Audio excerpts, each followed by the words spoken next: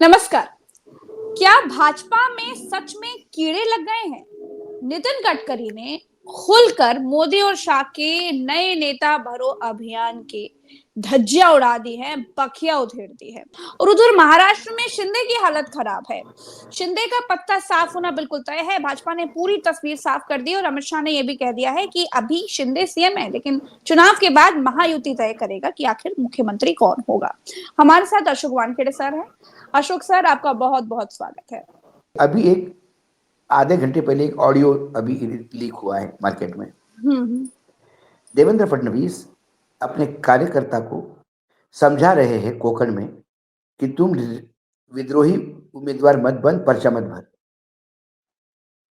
तब वो कहते हैं ये नारायण राणे ने कितनी तकलीफ दी सर हम लोगों को, आपको पता नहीं। उसने कितनी तकलीफ दी मुझे पता नहीं। तो वो बोलता मुझे सब पता है, मैं तुम्हें पूरा केयर करूंगा, अगला चुनाव तुम्हें लड़ना है। अभी तो एकनाथ शिंदे के आदमी को मदद करो, महायुति है, बहुत गलत दिखेगा। तो बोला एक बार चुनाव के नतीजे आने दो, अपने पास प्लान बी पड़ा हुआ है, रेडी है। क्या है प्लान बी? सब कर दे, सब ठीक कर देंगे। जब बोलता है नारायण राणे ने कितनी तकलीफ दी सर हमको, चौहान साहब को, बोला मैं मुझे सब पता है, मुझे सब पता है, बस एक बार नतीजे आने दो, अपनी सरकार बनने दो, मेरे हाथ में सब आ रहा है, सरकार आने दो, अपने पास प्लान बी तैयार है, आप चिंता मत करो। इनडायरेक्टली सबके हिसाब होंगे। मैंने कहा ना कि महाराष्ट्र की राजनीति अब चंद्रकांता सीरियल हो गई है। षड्यंत्रों में षड्यंत्र, षड्यंत्रों में षड्यंत्र, कोई किसी पे विश्वास नहीं, कोई किसी पे नहीं है। भाजपा के पास तो खुद ही इतने बड़के नेता भरे पड़े हैं, लाइन में तो बहुत बड़े बड़े नेता हैं। तो क्या भाजपा चंपई सोरेन को झारखंड का मुख्यमंत्री बनाएगी? लक्षण तो दिख नहीं रहे। नहीं, कतई नहीं बनाएंगे। चंपई सोरेन भी नहीं रहेंगे, बाबूलाल मरांडी भी नहीं रहेंगे। एक ऐसा नाम रहेगा कि जिसको ढूंढने के लिए हमको पूछना पड़ेगा एक दूसरे से, ये है कौन।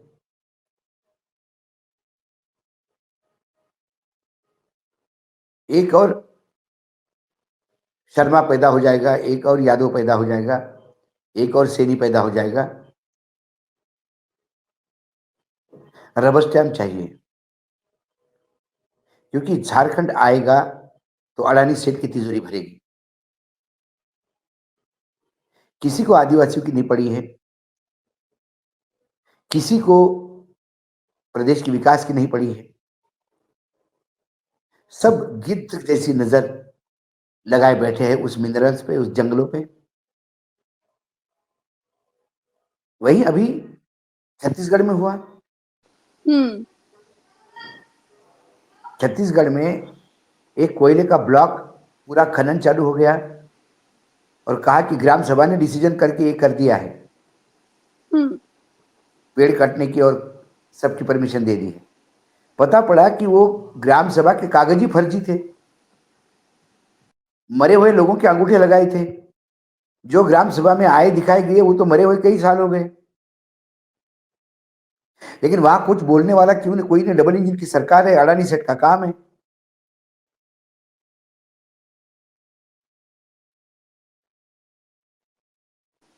दो पावर प्रोजेक्ट उन्होंने वहां खरीदे हैं। और जो कोयले की खदानें राजस्थान की है, तो कोयले की खदानों में एग्रीमेंट में यह है कि अच्छा कोयला हम आपको दे देंगे और खराब कोयला हम रख लेंगे।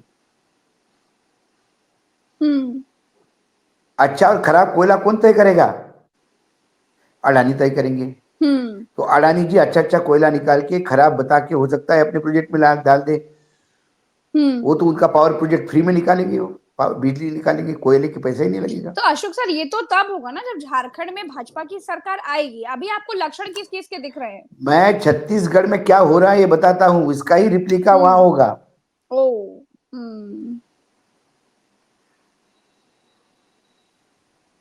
सरकारें विकास के लिए नहीं चाहिए, किसी एक आदमी के लिए चाहिए। मित्रों के लिए, मित्र मंडली के लिए, मित्रों के मित्र के लिए, मित्रों के लिए नहीं, मित्र के लिए। मित्र के लिए। अच्छा अशोक इनका सर, मित्र, इधर इनका मित्र अजीत कोई हो पवार नहीं ने भी सकता। बहुत अजीत पवार ने बड़ी बात कह दी उन्होंने कहा कि बटोगे तो कटोगे, यूपी में तो चल जाएगा, झारखंड में चल जाएगा, लेकिन महाराष्ट्र में नहीं चलने वाला है। योगी उन्होंने तो योगी को आदित्यनाथ के नारे को नकार दिया है बिल्कुल, और उन्होंने तो प्रचार योगी भी को करने नहीं दे रहे योगी को। बाहर का आदमी बताया। यस। उन्होंने कहा कटेंगे तो बटेंगे, महाराष्ट्र की भूमि है, शाहू महाराज की भूमि है, आंबेडकर की भूमि है, ज्योतिबा फुले की भूमि है। इस भूमि में इस नारों की जरूरत नहीं है। यहाँ कोई नहीं बट रहा है, यहाँ सब जुड़ रहे हैं। तो इसलिए तो मैंने कहा कि महायुति में जो अंदरूनी फैक्टर है, सबसे ज्यादा पैसा खर्चा कर रहे हैं एक नाथ शिंदे। वो चाहते किसी भी हालत में उनका नंबर ज्यादा हो, ताकि मुख्यमंत्री की दावेदारी उनकी बनी रहे। तो अब तो देवेंद्र अमित शाह फडणवीस कह रहे दिखा हैं कि एक नाथ शिंदे भले ही मुख्यमंत्री हो, लेकिन अब तो महायुति तय करेगा कि अगला सीएम कौन होगा। महायुति तय करेगा मतलब कौन तय करेगा? महायुति कौन है? अमित शाह है। जब अमित शाह एक नाथ शिंदे की टिकट डिसाइड कर सकते हैं, अजित पवार की टिकट डिसाइड कर सकते हैं। बीजेपी ने अपने 7 उम्मीदवार अपने मित्र पक्षों के सिंबल पे उतारे हैं, तो तय तो वही हो रहा है।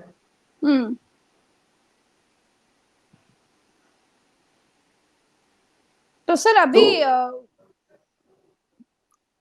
क्या होगा, ये बड़ा सवाल है। शिंदे का पत्ता तो बिल्कुल कटना तय हो गया, बीजेपी ने तो तस्वीर बहुत हद तक साफ कर दी है।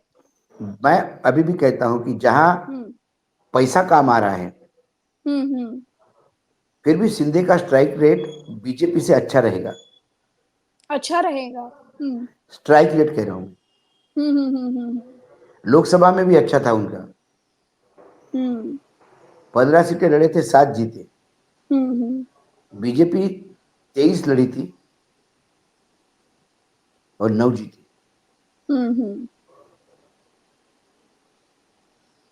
तो स्ट्राइक रेट, क्योंकि महायुति में सिर्फ एक नाथ शिंदे ही है जो दबा के पैसा खर्चा करते, वहां कोई लिमिट नहीं है। और उन्हें कोई किसी जैसा उस टेप, जो ऑडियो टेप जो सुनाई दिया, जो रिलीज हुआ है, उसमें वो बीजेपी का रेबल कैंडिडेट बोलता है, यदि सर मैं चुनाव में खड़ा नहीं रहा, यहां फिर उद्धव ठाकरे का आदमी जीत जाएगा। देवेंद्र फडणवीस बोलते जीतने दोगे फर्क नहीं पड़ता। अच्छा। हाँ, तू मत खड़ा हो क्योंकि बदनामी मुझ मेरी होती है।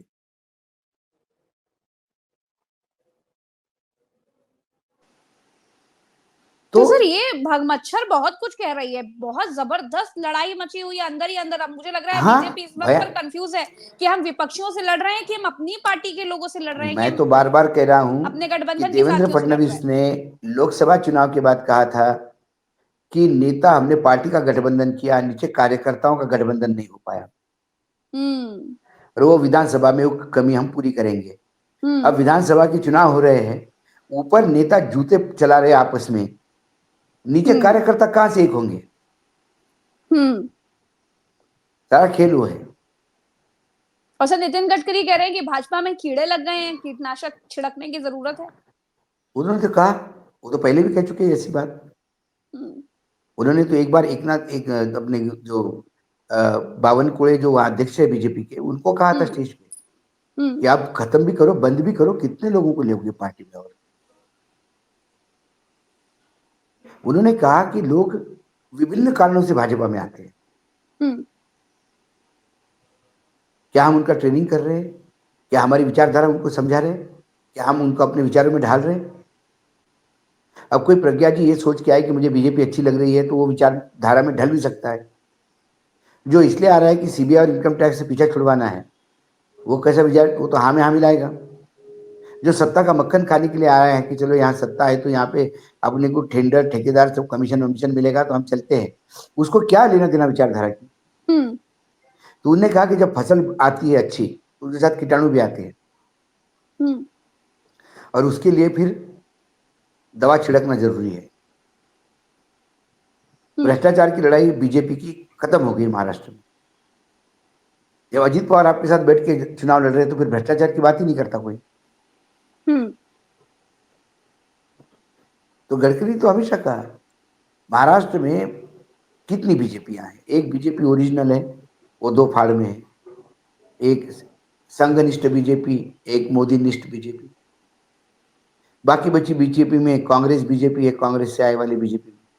सेना बीजेपी है, शिवसेना से आए हुए। राष्ट्रवादी बीजेपी है, जो राष्ट्रवादी से आए हैं।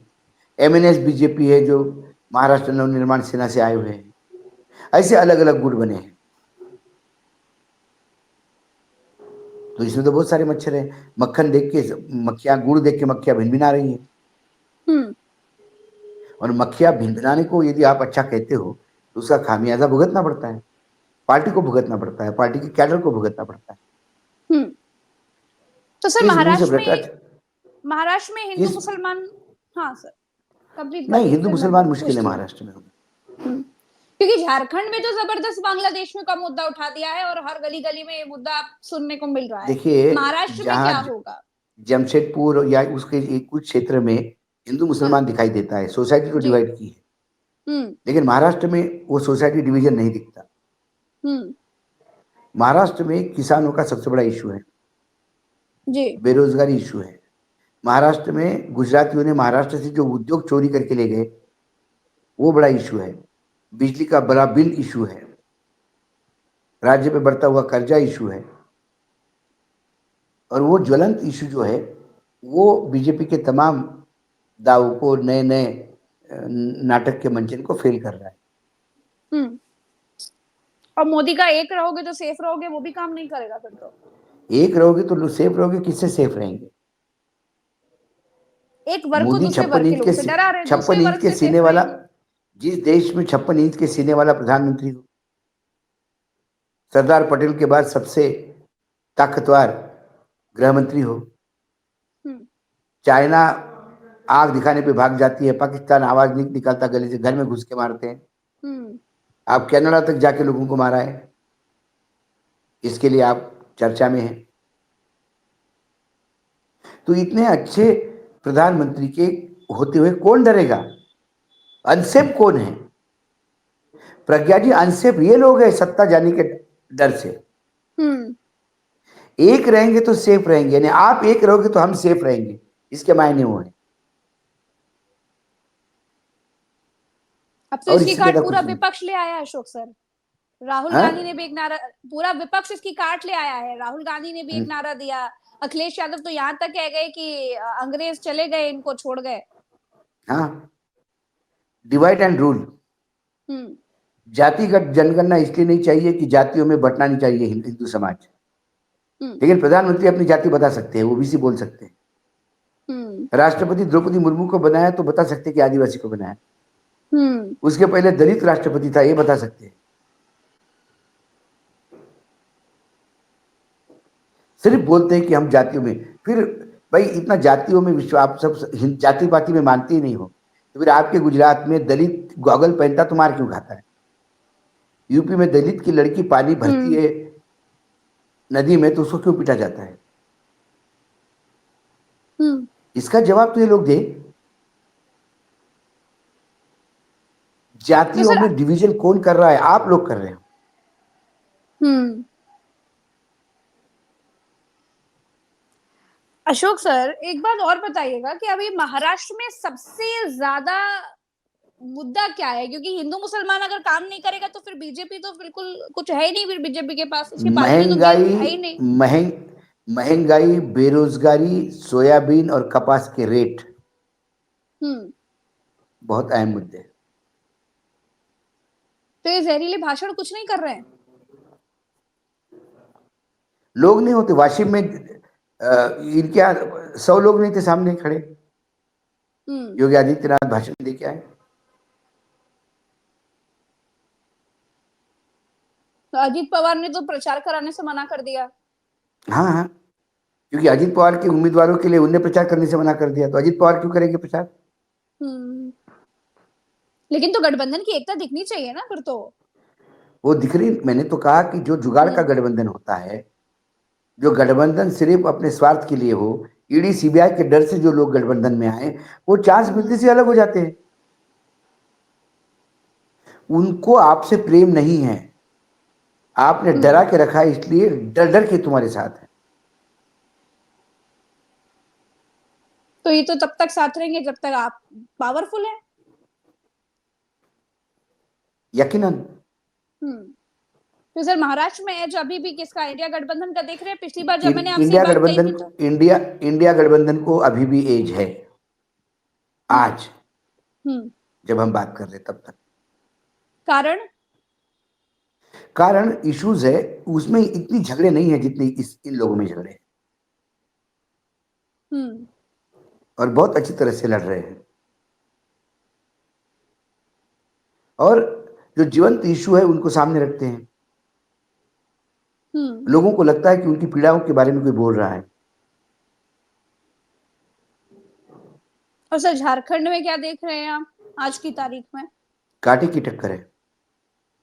अभी जो भी कुछ हेमंत क्लियर सोरेन, कहा नहीं जा सकता। हाँ, जब हेमंत सोरेन को आपने एकदम गायब कर दिया, देखिए झारखंड में कांग्रेस क्या रोल करती है ये याद करना है। 11 सीटें थी कांग्रेस की, यदि वो 7 रह जाए तो फिर सोरेन के लिए मुश्किल हो जाएगा। महाराष्ट्र फिर कांग्रेस तीसरे नंबर आएगी क्या इंडिया गठबंधन में, ये देखना है। सबसे ज्यादा सीटें लड़ रही है, तो ज्यादा सीटें लड़के आप सीटें खराब करते हो।